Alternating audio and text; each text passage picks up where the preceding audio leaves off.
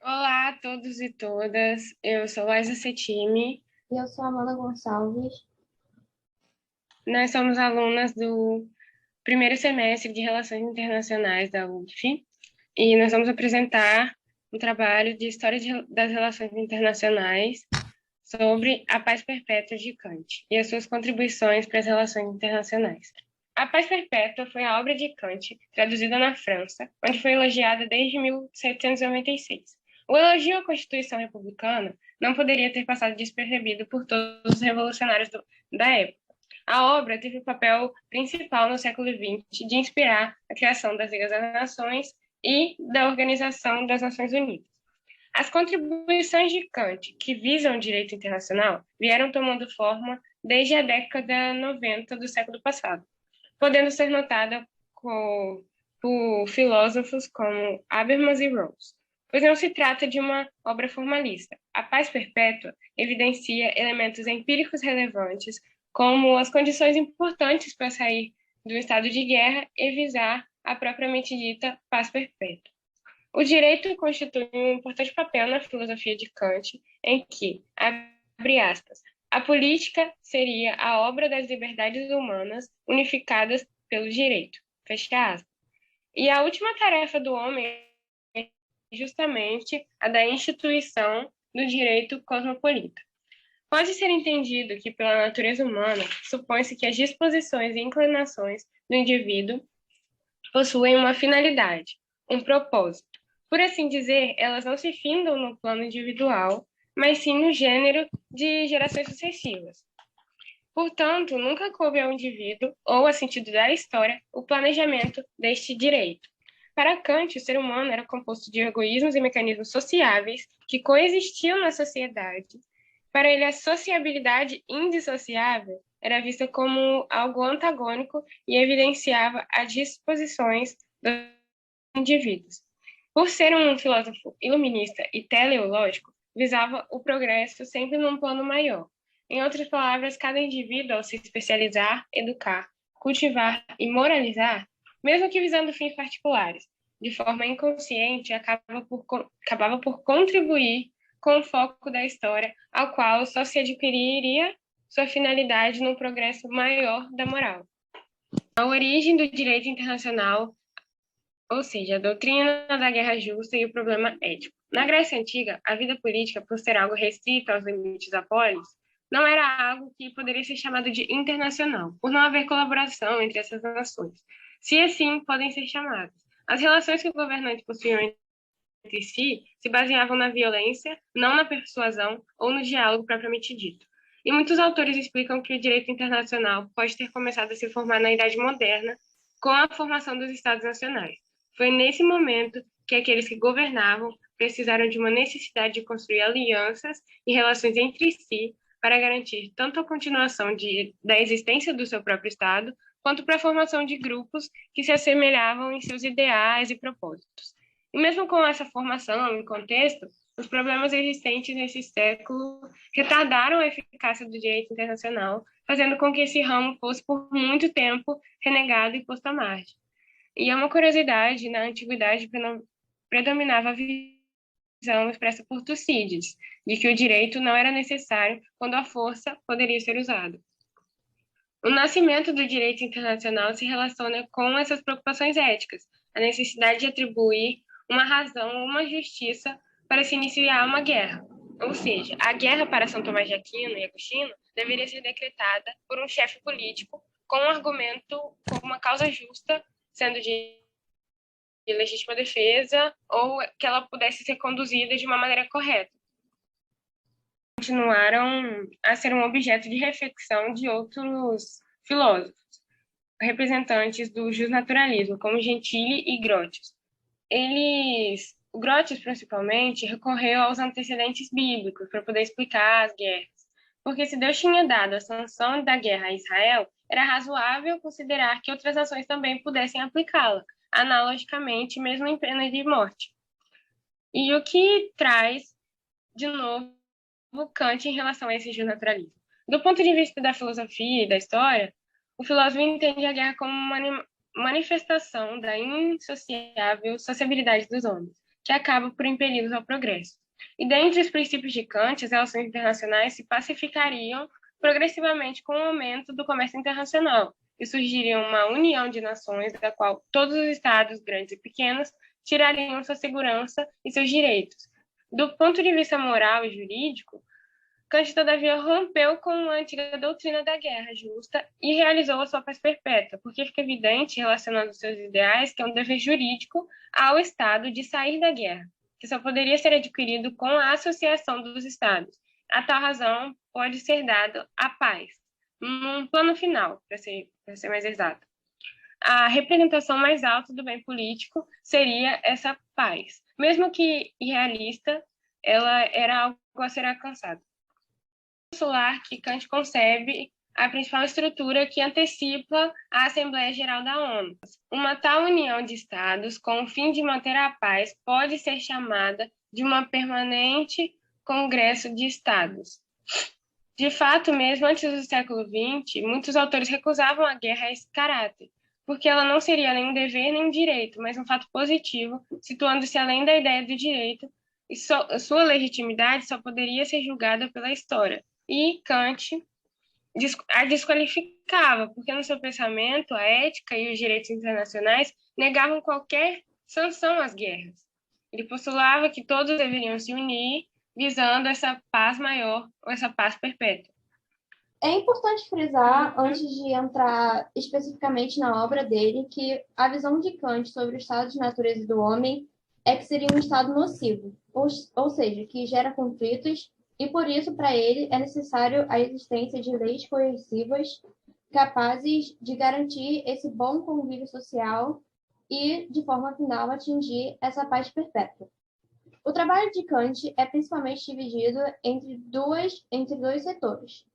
O primeiro seriam as condições preliminares e negativas para a paz, que é basicamente a base necessária de leis e de projetos que precisam ser feitos para que possa se atingir a paz. Esses são chamados artigos preliminares.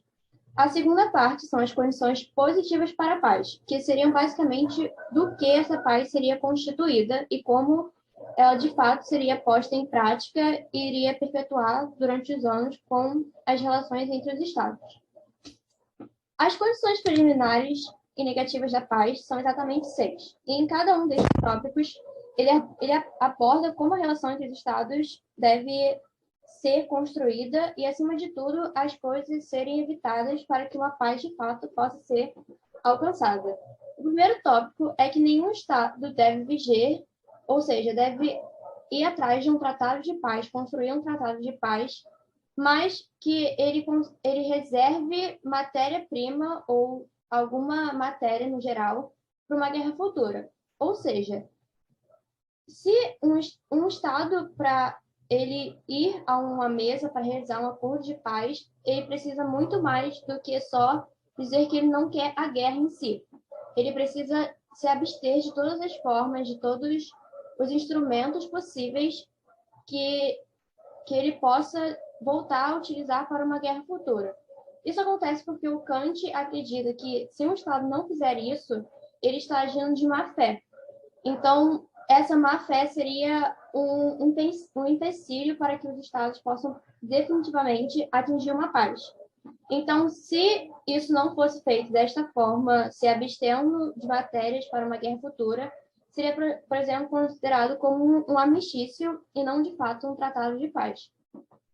O segundo ponto dele é que nenhum Estado independente, pequeno ou grande, deve ser adquirido por outro Estado por herança, troca, compra ou doação. Isso até adiciona um ponto novo nas teorias referentes ao Estado, que é, de certa forma, a humanização do Estado, que ele não é só apenas um corte no espaço, mas ele representa um grupo de indivíduos e suas culturas. Ou seja, se um Estado exterior buscasse, de certa forma, atingi-lo ou adquiri-lo por todas essas outras possíveis maneiras explicadas, ele estaria reduzindo esse Estado, essa existência moral do Estado, a apenas uma coisa. E o Kant vê isso como um empecilho para que a paz seja alcançado. Então, não deve ser algo a acontecer. O terceiro ponto dele é um ponto muito mais para o futuro do que necessariamente imediato, que é que os exércitos permanentes devem desaparecer completamente com o tempo. Porque o Kant, até mesmo voltando ao primeiro ponto, a existência do exército, a existência de meios militares podem vir a instigar uma guerra futura, e isso pode, de certa forma, de novo, não seria um acordo de paz, não estaria em uma zona de paz entre os dois estados. Então, ele fala que esses exércitos, ao longo dos anos, possivelmente precisam desaparecer. Contudo, ele abre exceções referentes ao objetivo desses corpos militares, ou seja, contanto que o exército ele não seja, de certa forma, trabalhado, constituído e perpetuado por uma questão de guerra, mas sim que ele seja, de certa forma, um auxílio para questões voluntárias, ele pode existir. Então, é uma questão muito mais diferente ao qual é o objetivo do exército, qual é a finalidade de você manter aquele exército, do que necessariamente você ter ou não ele. E é isso.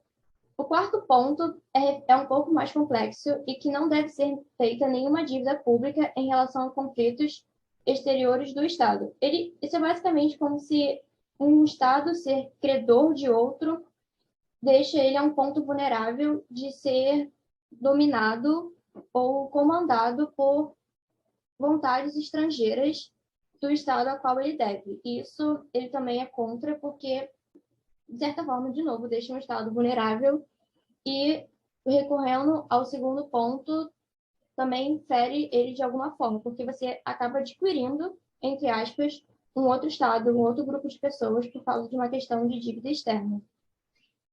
O quinto e penúltimo ponto é que nenhum Estado deve interferir com o emprego de força na Constituição e no governo de um outro Estado. Então, é basicamente um Estado, ele não pode chegar em um outro e resolver aplicar suas vontades desrespeitando o governo e a Constituição, as leis que regem aquele outro Estado. Porque, de certa forma, voltando outra vez ao segundo ponto, você estaria desqualificando a independência e a legitimidade do poder desse Estado. Contudo, assim como expressado no ponto anterior, Kant abre uma exceção. E qual é essa exceção? Essa exceção é que, caso um Estado, ele de certa forma se fragmente em dois grupos, e um desses grupos, ou ambos, acabem recebendo ajudas estrangeiras, isso ele não vê como uma forma de interferência ou ai, travei, amiga, desrespeito à Constituição e ao governo do Estado vigente, porque essa, essa revolta, essa quebra da autoridade do Estado Central não está vindo de fora, mas sim está vindo de dentro. Então, ele não vê isso como desrespeito e ele acha essa parte até viável, de certa forma. O sexto e último ponto é que nenhum Estado em guerra com o outro deve permitir hostilidades que tenham de tornar impossível a confiança recíproca na paz futura e que geram instigação à traição no Estado com quem se guerreia. Então, isso é basicamente muito remetente, mesmo que Kant não tenha feito a sua teoria se baseando nessa época, mas faz uma boa correlação com a Guerra Fria, onde houve o emprego de assassinos, de envenenadores, várias questões de espionagem em si e troca de informações que aconteceram principalmente contra os Estados Unidos contra a União Soviética.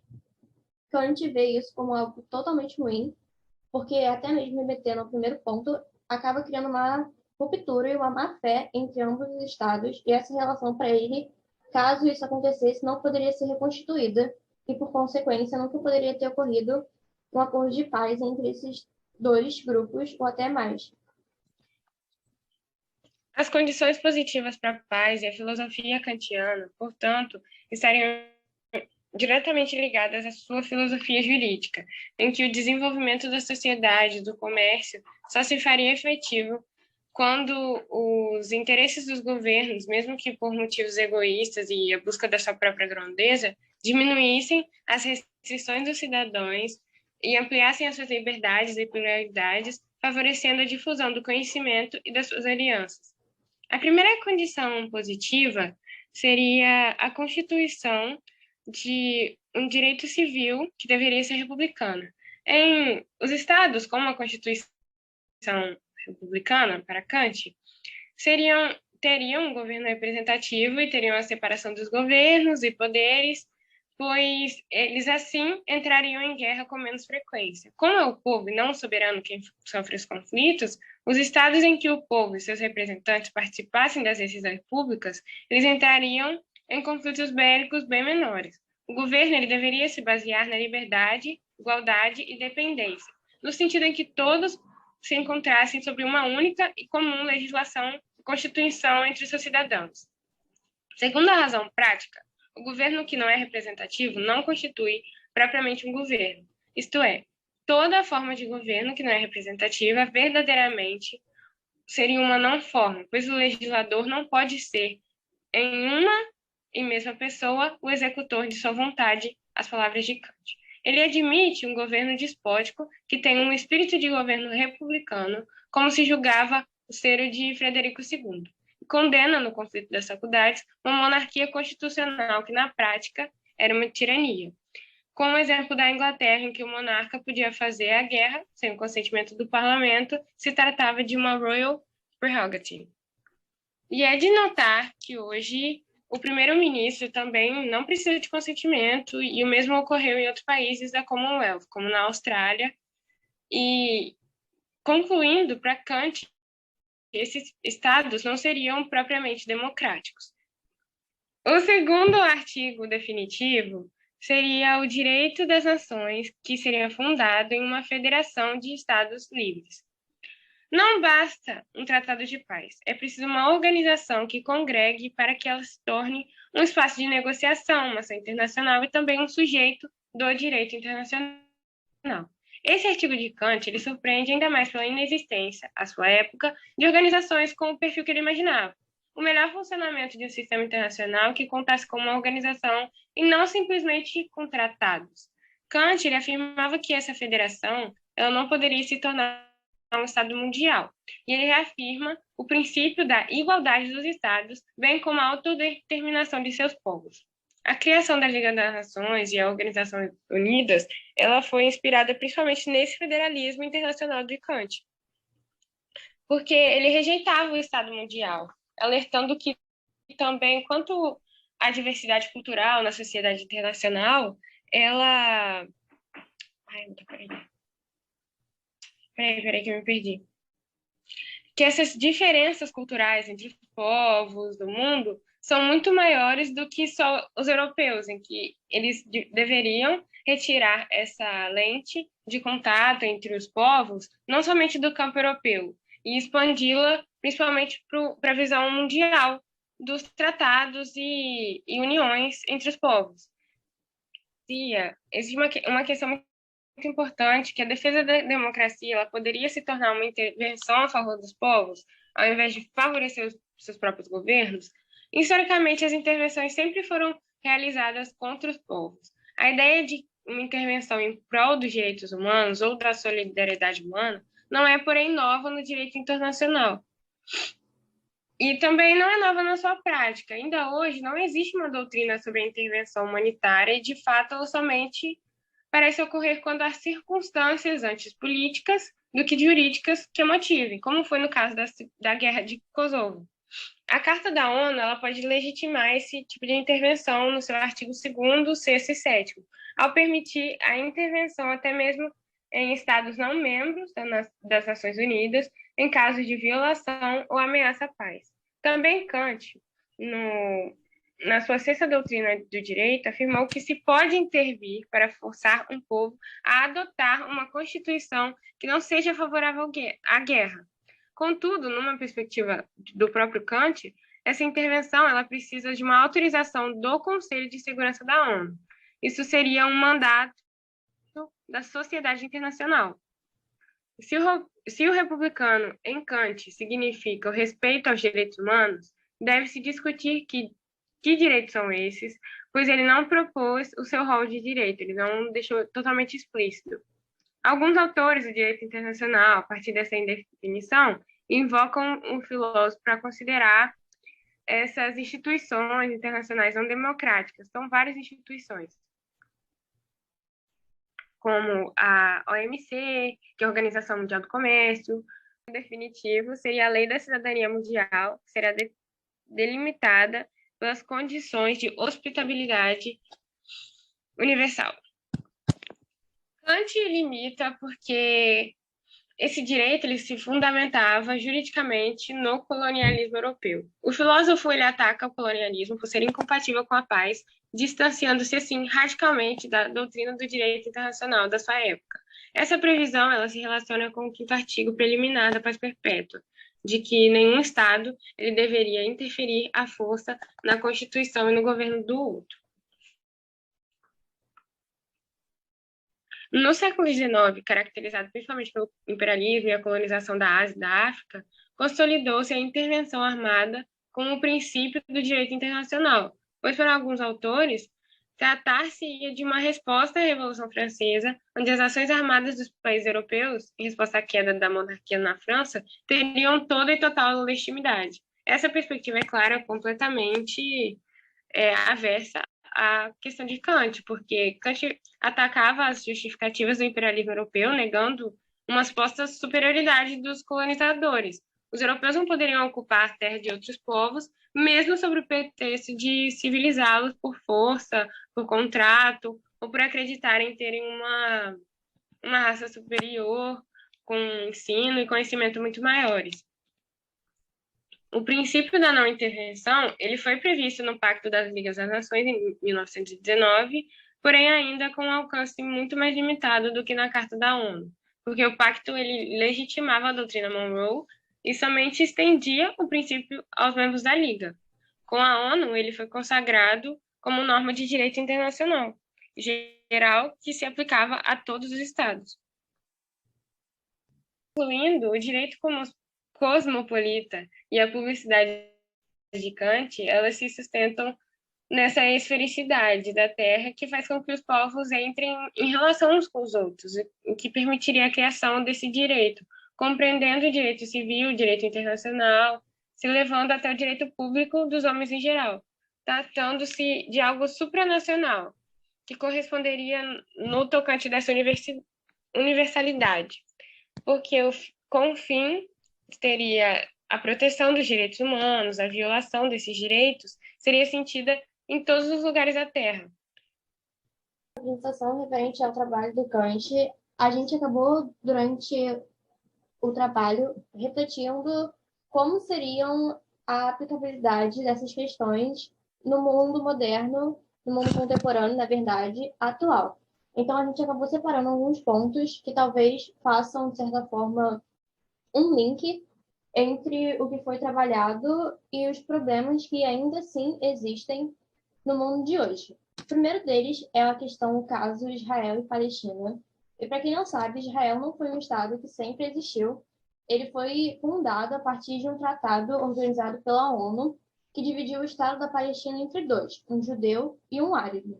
Contudo, de forma bem óbvia, as pessoas que moravam ali, que na verdade eram a maioria palestinos, árabes, que eram mais de 1 milhão de pessoas, não foram a favor dessa divisão, nunca foram pró dela, mas mesmo assim eles foram, de certa forma, ignorados pela uma das maiores nações supragovernamentais, que seria a ONU, e essa questão gerou muitos conflitos referente aos anos seguintes dela, que foi fundada em 1947. Então, teve um longo período de guerras, principalmente entre 1948 e 49, que foi, de certa forma, a resistência desses povos contra o recém-estado fundado de Israel. Contudo, por muita ajuda externa, principalmente dos Estados Unidos e do governo britânico, Israel se tornou, de certa forma, consolidado e até mesmo adquiriu novos territórios, além dos que foram estabelecidos pelo Acordo da ONU.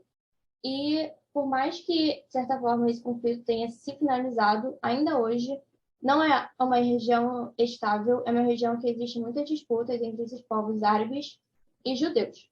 Então, o que a gente acabou trazendo como questão é que a ONU teria, de certa forma, ferido a segunda condição preliminar para a paz, dividindo o Estado palestino, que era aquela condição que os estados não poderiam ser adquiridos por outros por herança, compra ou de qualquer outra forma. Então, por mais que a ONU, de certa forma, não seja um Estado, mas ela tem sim um Conselho de Segurança que tem representantes de vários países. Então, fica essa questão aí, talvez, para se pensar e talvez se debater. O outro ponto e o último que nós trouxemos foi uma questão do direito cosmopolita, que foi a última apresentada, e a Copa do Mundo de 22 no Catar. Para quem não sabe, o Catar é um país de religião islâmica e, de certa forma, eles são bem. Eles realmente levam a religião a sério, ao pé da letra. Então, o que a gente acabou refletindo, que foi notícia nos últimos meses, que é a questão dos povos LGBTQIA+, que vão ir visitar o país durante a Copa, vão estar lá durante o evento, como vai ser a estadia deles durante esses 28 dias, porque, para quem não sabe, dentro da religião islâmica, a homossexualidade é crime. E, inclusive, no Catar, ela é punida com uma pena de morte em casos extremos.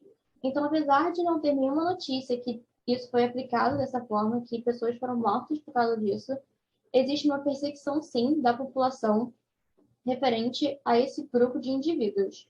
Então, isso é um primeiro ponto. O segundo é que foi feita realmente a pergunta aos governadores, às pessoas de poder dentro do Catar, e o maior general do exército respondeu que a segurança dos povos LGBTQI não vão poder ser 100% feitas, porque ele não pode controlar a população dele e ele não pode mudar a religião do país durante 28 dias. Então, basicamente, as pessoas vão ser, sim, bem-vindas ao país, contudo, expressões públicas de afeto ou até mesmo manifestações com a bandeira estão, são peças para que sejam evitadas da maior forma possível, porque eles não podem controlar a população, eles não podem controlar essa reação que possa vir a ter devido a esses símbolos que no país não é bem visto. Então, a última reflexão que fica é referente ao direito cosmopolita, que provavelmente é a maior herança desse trabalho do Kant, que fica evidente, que é como as pessoas LGBTQIA+, vão ser tratadas e vão, de certa forma, estar, o quão seguras elas vão estar dentro do país durante 28 dias. E se essa segurança, entre aspas, que está sendo oferecidas a eles, é, de certa forma, um respeito ao direito cosmopolita que Kant aborda. E, além disso, o que também fica a se pensar é que por que e como um país que talvez não seja seguro para todos foi escolhido para representar um evento tão grande e tão popular como é a Copa do Mundo.